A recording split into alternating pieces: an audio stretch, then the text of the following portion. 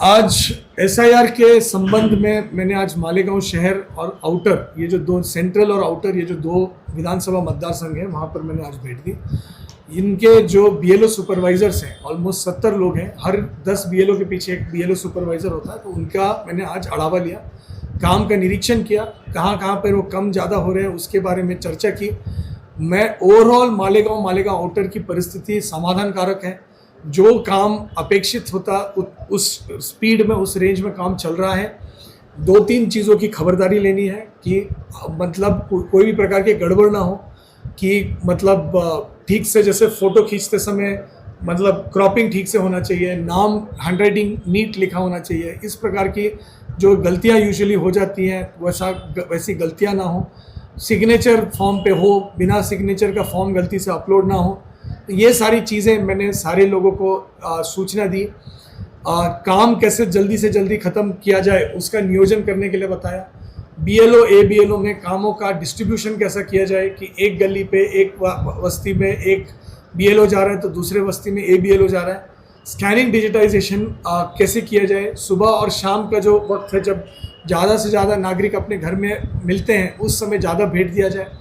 PSC DSC का जो विषय है, photo similar entry, demographically similar entry, उसमें विशेष खबरदारी ली जाए। जो डॉक्यूमेंट की ज़रूरत नहीं वो डॉक्यूमेंट ना मांगा जाए, और जहाँ जिन की मैपिंग नहीं हुई हो और या जिनकी कोई भी मतलब एनॉमली में रहा हो, तो जिनको डॉक्यूमेंट लेना अपेक्षित है उनसे बस उन्हीं लोगों से बस डॉक्यूमेंट लिया जाए। लोगों को हेल्प किया जाए, मतलब किसी भी प्रकार की दिक्कत ना हो। विशेषता जो इसमें रूल बेस्ड एंड अचूकपने टाइमली काम पूरी तरह से ख़त्म किया जाए। तो ये सारी चीज़ों की मैंने मतलब पूरी जानकारी यहाँ पे सभी जो अधिकारी वर्ग थे उनको मैंने दी, बढ़ावा लिया, जिनके काम में क्या नियोजन कर सकते वो समझा। कुछ लोगों को जो चैलेंजेस आ रहे थे उस पर कैसे सोल्यूशन कर सकते उसका मार्गदर्शन किया। तो ये सारी चीज़ अभी के बैठक में हमने किया। ओवरऑल मालेगांव और मालेगांव आउटर का काम समाधानकारक है। ओनली अचूकपने काम होना चाहिए, उस बारे में विशेष दक्षता सभी लोग लेते रहें। पॉलिटिकल पार्टीज ने अभी तक बूथ लेवल एजेंट्स की नियुक्ति जो जिस संख्या में करनी अपेक्षित थी, बहुत सारे राजकीय पक्षों ने अभी तक नहीं की है। मैंने अपील की है कि उन्होंने करनी चाहिए, जिसके वजह से जो भी काम होगा BLA के देख रेख में होगा। जैसे काउंटिंग जब होता है तो हर टेबल पे एक काउंटिंग एजेंट बैठता है, उसी तरीके से हर पेपर जो इलेक्शन का हो वो निरीक्षण के अंतर्गत हो। ये हमारी एकमेव अपेक्षा है। सर हुआ है जिनका, उनका फॉर्म नहीं मिला, उनका नाम काट दिया गया मैपिंग होने के बाद, इसके लिए अभी बाहर प्रांत ऑफिस के बाहर धरना आंदोलन चालू है उसी को लेकर। मैपिंग होने के बाद नाम काट दिए गए, इसका तकरार या कोई स्पेसिफिक तकरार मैंने अभी पूछा अधिकारियों के पास, स्पेसिफिक तकरार इन्होंने कहा कि इनको नहीं मिला। बट अगर किसी का ऐसा है कि कोई किसी का नाम डिलीशन हुआ है, उस डिलीशन को हम लोग चेक कर लेंगे। परंतु एक मैं आपको बात बताना चाहता हूँ, हमारे पास पूरे जिले में 89,000 डिलीशंस हुई है, बस मालेगांव की बात नहीं है। और ये डिलीशन कुछ 2 महीने में नहीं हुई है, ये डिलीशन का जो पीरियड है अक्टूबर से लेके 16 जून तक के पीरियड का मैं बता रहा हूँ। 89,000 89,000 डिलीशंस वहाँ पे मालेगांव में हुई है। इस बारे में पूरी तरह से पूरे जिले में हुई है, जिसमें मालेगांव में 20,000 के आसपास डिलीशंस हुई है। इस बारे में इसकी एक प्रोसेस है, डायरेक्ट डिलीशन हो नहीं सकती, और ये ऑनलाइन सॉफ्टवेयर मॉनिटर्ड प्रोसेस है। पहले उसमें हम लोग आइडेंटिफाई करते हैं कि डबल नेम, उसमें डबल नेम के साथ साथ फोटो सिमिलर होना चाहिए। आज AI के माध्यम से अगर आपने फोटो सोशल मीडिया पे लगाया, वो खुद ही डब्बा बना के बोलता है कि ये इनका नाम हो सकता है। तो उस तरह के फोटो सिमिलर एंट्री हमारा सॉफ्टवेयर जो है इलेक्शन कमीशन का, वो क्लियर बताता है कि ये 2 लोगों का फोटो मैच हो रहा है। उसके बाद घर पे जाके वहां पर फॉर्म नंबर 7 भरना पड़ता है, पंचनामा करना पड़ता है। उसके बाद उस पर नोटिस निकलती है, नोटिस का 15 दिवस का वेटिंग पीरियड है, और वेटिंग पीरियड के बाद वो डिलीशन की प्रक्रिया होती है। और हर राजकीय पक्ष की बैठक में वो यादी समोर रखा जाता है, उसके अगर उसका कुछ अगर गलतियां हुई हैं, उस यादी पे गलतियां मांगी जाती है, और उसके बाद ये फाइनलाइज होता है। इस डिलीशन को लेकर मैं मालेगांव आता रहा हूं, मैं खुद और अदरवाइज हमारे बाकी अधिकारी, यहाँ पे हमारे एक सीनियर अधिकारी केकन साहब एडिशनल कलेक्टर हैं, अभी रिसेंट तक जब तक इसमें मतलब ये न्यूज़ में कहीं नहीं आया कि इतने डिलीशन हुए, तब तक एक भी तकरार प्राप्त नहीं थी कि ऐसा डिलीशन किसी का हो गया।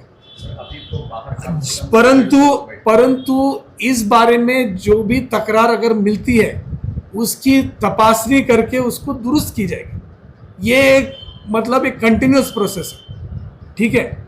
इसमें डिसीज्ड पर्सन की यादी, ठीक है, मय्यत व्यक्तियों की यादी, महानगर पालिका की जो डेथ सर्टिफिकेट का रजिस्टर होता है, मृत व्यक्ति का रजिस्टर, ग्राम पंचायतों का जो मृत व्यक्ति का रजिस्टर होता है, ये सिर्फ मालेगांव का नहीं है, पूरे नासिक डिस्ट्रिक्ट, पूरा महाराष्ट्र राज्य और पूरा भारत देश का मृत व्यक्ति की यादी टाइम टू टाइम मिलती है। उसकी वेरिफिकेशन होती है, जस्ट बिकॉज यादी आई म्हणजे डिलीशन नहीं होता है, उसकी वेरिफिकेशन होती है, उसकी एक प्रोसेस होती है, 15 दिन का नोटिस पीरियड होता है, उसके बाद उसकी मतलब डिलीशन की प्रोसेस होती है। ऑब्जेक्शन के बाद हियरिंग भी होने की भी है। लेट से कि एक ग्राम पंचायत या कुठले स्थानिक स्वराज्य संस्थान ने ऐसा दिखाया कि ये व्यक्ति मृत है और यही व्यक्ति वो मृत व्यक्ति है, उसकी सुनवाई होती है, उनके घर के एड्रेस पे बीएलओ खुद भेज देता है। तो इस पूरे प्रोसेस में क्लैरिटी है, इस पूरे प्रोसेस में पारदर्शिता है।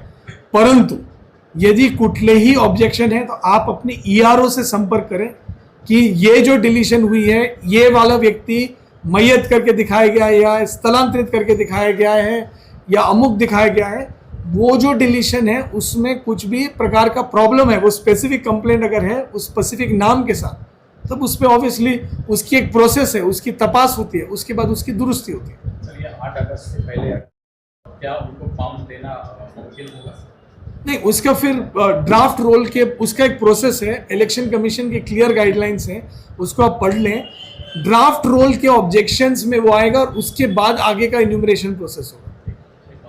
ऐसे नहीं, एन्यूमरेशन फॉर्म जो होता है वो जो 16 जून के जो यादी में जो लोग हैं उनके लिए एन्यूमरेशन फॉर्म है। परंतु मतलब जब कट ऑफ डेट था 16 जून, परंतु जो ड्राफ्ट इसका ये एसआईआर के 8 अगस्त को नहीं खत्म हो रहा है, एसआईआर अक्टूबर तक चल रहा है। ड्राफ्ट रोल छपेगा, ड्राफ्ट रोल पे ऑब्जेक्शन की प्रोसेस होगी, उस ऑब्जेक्शन के प्रोसेस में जो एडिशन है उनको वहां पे लिया जा सकता है। सर, बाहर ऐसे भी लोग हैं जिनको मृत्यु बताया गया है, उनकी मौत हो गई है, ऐसा बताया गया, वो लोग बाहर बैठे हैं, जिंदा है वो। अगर उनकी डिलीशन में कोई भी ऐसा व्यक्ति का कुछ भी माहिती अगर है तो वो इंफॉर्मेशन ईआरओ को स्पेसिफिक कंप्लेंट देना चाहिए, ऐसा ऐसा हुआ है, वो ड्राफ्ट रोल पे ऑब्जेक्शन में आएगा और उसकी एक process already election commission of India से डिफाइंड है। इसमें घबराने की कोई बात नहीं है, इसकी एक प्रोसेस है।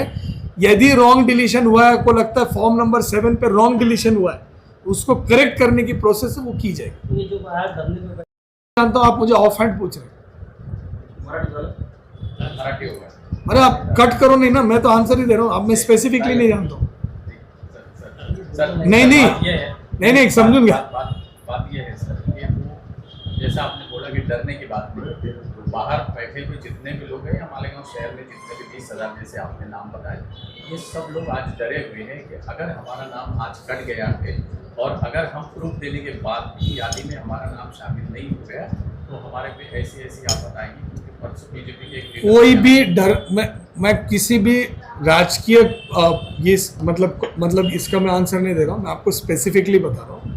इसकी एक मतलब प्रोसेस है, सिंपल प्रोसेस है। इलेक्शन में हर चीज़ प्रोसेस बेस्ड है, इसमें कोई भी कंफ्यूजन की ज़रूरत नहीं है। प्रोसेस में अगर किसी का नाम ईएफ में मतलब आदमी नहीं मिलता है, वो आदमी उसका एक ड्राफ्ट रोल ASDD करके एक यादी पब्लिश होती है, हर बार यादी पब्लिश होती है। यादी हर राजकीय पक्ष के सामने रखी जाती है, BLO लेवल पर रखी जाती है।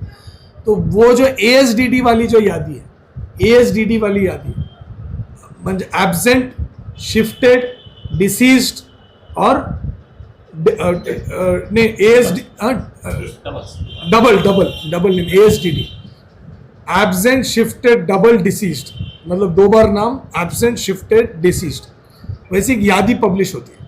वो यादी हर राज्य के पक्ष के सामने रखी जाती है, उस पर objection and claims and objections लिए जाते हैं, नोटिस का प्रोसेस है, ये सारा प्रोसेस करने के बाद ही कोई भी एडिशन डिलीशन होता है। कोई भी प्रकार के अफवाह का कोई भी व्यक्ति बलि ना पड़े। अगर कोई भी ऑब्जेक्शन किसी का है ड्राफ्ट रोल को लेके, वो ऑब्जेक्शन आप ईआरओ के सामने रखें। उस पे इलेक्शन कमीशन की दी हुई प्रोसेस के हिसाब से योग्य कार्रवाई आज तक की गई है, आगे भी की जाएगी। SIRच्या अनुषंगाने मी आज नाशिक जिल्ह्याचे 5 मतदारसंघाला भेट देतोय। त्याच्यामध्ये देवला, नांदगाव, मालेगाव आउटर, सेंट्रल आणि बागला असा 5 मतदारसंघामध्ये SIRचा आढावा घेण्यासाठी आज मी भेट देऊन राहिलो। मालेगावच्या संदर्भात अगर मी सांगितलं तर आजपर्यंतच्या SIRमध्ये झालेलं काम ते बऱ्यापैकी समाधानी आहे। त्याच्यामध्ये जो प्रोसेस म्हणजे आपल्याकडे जो डिजिटायझेशनचा पर्सेंटेज आहे ते जवळपास 50% पर्यंत झालेलं आहे। फॉर्म्सच्या डिस्ट्रीब्युशनचा विषय असेल ते झालेला आहे। उर्वरित काम कसं लवकरात लवकर पूर्ण करता येईल त्या संदर्भामध्ये चर्चा करण्यात आलेली आहे। लोकांना योग्य मार्गदर्शन पण करण्यात आलेलं आहे। भारत निवडणूक आयोगाने दिलेल्या नियमानुसार योग्य कारवाई करावा असं सर्वांना सूचना करण्यात आलेली आहे। कुठल्याही प्रकारच्या अफवा या गैरसमज पसरू नये याच्यासाठी विशेष दक्षता घेण्यात यावा याबद्दल सूचना या ठिकाणी देण्यात आलेल्या आहे। आणि या पूर्ण प्रक्रियेमध्ये पारदर्शकता ठेवण्यासाठी या पूर्ण प्रक्रियेमध्ये निरीक्षण असावा, स्थानिकांचं निरीक्षण असावा। इसलिए सर्व राजकीय पक्षाला परत आवाहन करण्यात येत आहे की BLAची अपॉइंटमेंट प्लीज करावा, जेणेकरून कुठलेही ASDDची यादी असेल, कुठलेही विषय असेल त्या गोष्टी तिथे समोर येईल आणि त्याच्याबद्दल चर्चा व्यवस्थितपणे होणार आहे आणि त्याच्यामध्ये कुठल्याही प्रकारची चुकी होऊ नये याच्याबद्दल विशेष दक्षता घेण्यात येत आहे।